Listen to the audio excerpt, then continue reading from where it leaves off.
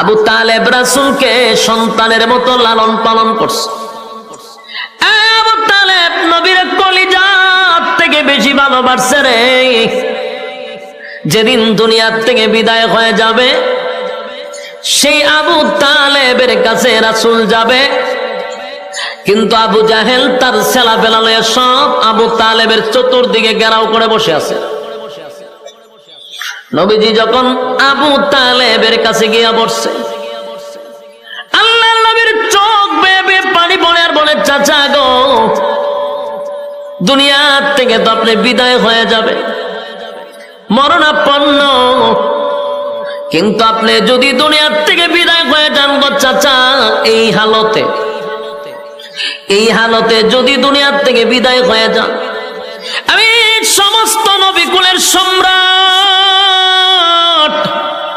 আমি নবীদের নবী, সমস্ত নবীকুলের সম্রাট, ইমামুল মুরসালিন, খাতামুন নবিয়্যিন, নবী মুহাম্মদুর রাসূলুল্লাহ সাল্লাল্লাহু আলাইহি ওয়াসাল্লাম, সমস্ত নবীকুলের সম্রাট হইয়া কিয়ামতের মাঠে আপনি চাচাকে সুপারিশ করার মতো আমার কোনো সুযোগ থাকবে না, আমার কোনো ক্ষমতা থাকবে না আপনাকে সুপারিশ করা।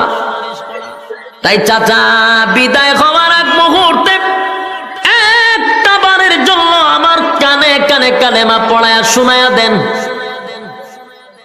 আল্লাহর নবী বুঝতে পারছেন আবু জাহিল্লা বসা, আবু লাহাব বসা, মক্কার সব বড় বড় নেতা চতুর্দিকে বসা।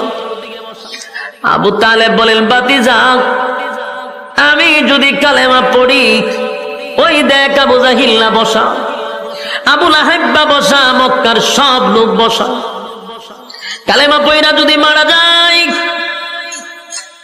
সারা জীবন বলবে আবু তালেব মরণের সময় বাপ দাদার ধর্মের মধ্যে সুন কালিমাইরা মরছে। ভাতিজা রে, এই জন্য আমি পড়তে পারি না। আল্লাহর নবী বলেন, চাচা গো,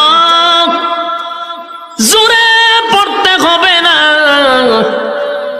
জোরে পড়ার প্রয়োজন নাই, আমি আপনার টুডের সঙ্গে আমার কান লাগায়া দিব, শুধু আপনার টুটটা লড়াইয়া খালি কান পর্যন্ত আওয়াজটা পৌঁছায়া দেন, একবার শুধু কালেমার আওয়াজটা টুট লড়াইয়া আমাকে বুঝায়া দেন।